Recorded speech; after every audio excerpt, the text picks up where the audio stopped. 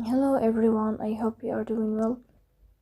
Today we'll talk about how to fix or how to solve the problem of too many operations on the application of Reddit. We click on settings. Here we click on apps, default apps, app settings.